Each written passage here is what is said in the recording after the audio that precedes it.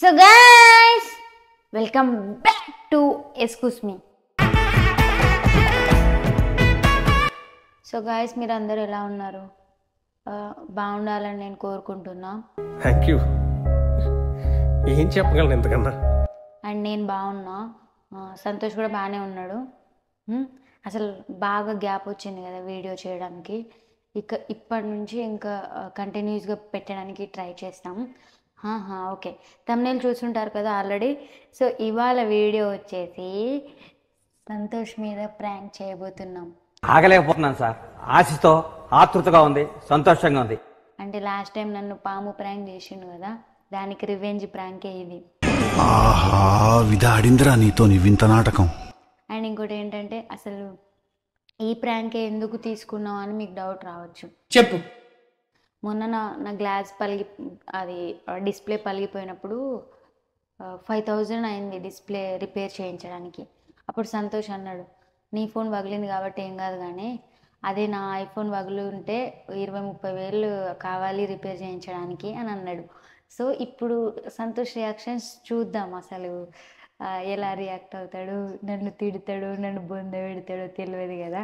నీకు అందుకే మనం మొన్ననే సేమ్ ఇప్పుడు ఈ ఫోన్ లాగానే ఈ ఐఫోన్ 13 మోడల్ది మనకు తెలిసిన స్టోర్ నుంచి మనం తీసుకొచ్చేసాము. బరువు అయితే లేదు, సంతోష్ కనిపెడతాడు బరువు లేకపోతే.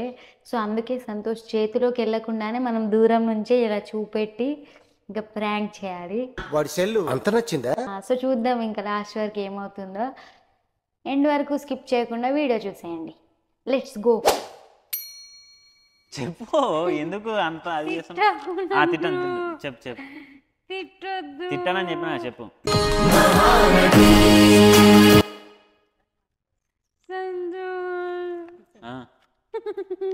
చెప్పు ఏదో ఒక్కటి చెప్పు.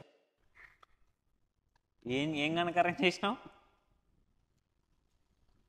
మా బిల్డింగ్ 2nd ఫ్లోర్ నుండి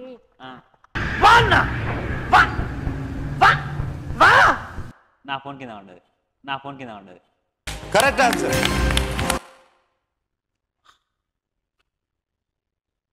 అందుకే నేను వీడియోస్ కూడా చేయడానికి రాలేదు. మండుతున్నట్టుంది. లేదా మరి సెన్స్?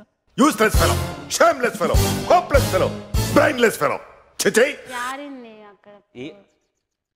అదే నీది కాదు కాబట్టి కేర్లెస్ ఉన్నావు. నేను 5000కే చచ్చిపోయినా రిపేరింగ్కి. అది అవ్వదు, ఇంకా అది వేలల్లో అవుతుంది. అది పౌచ్ తీసి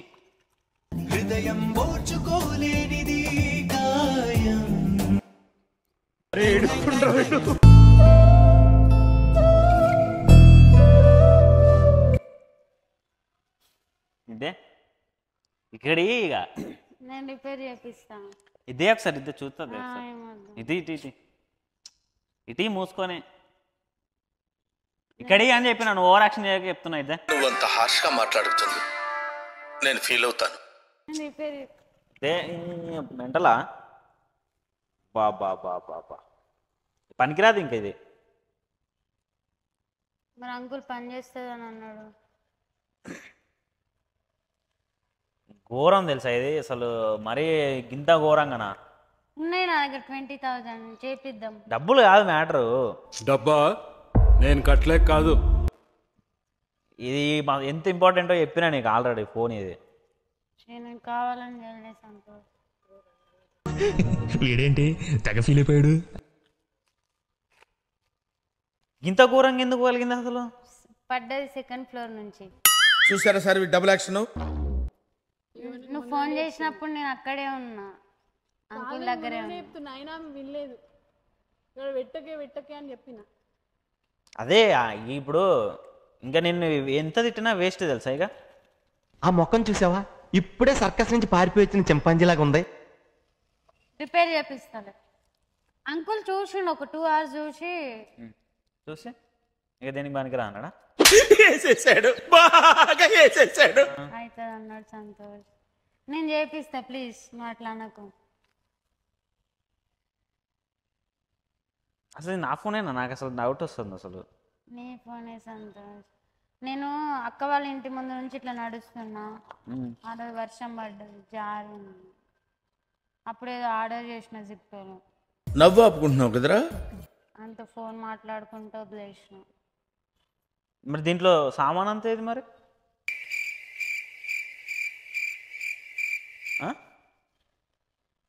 ప్రాంకా?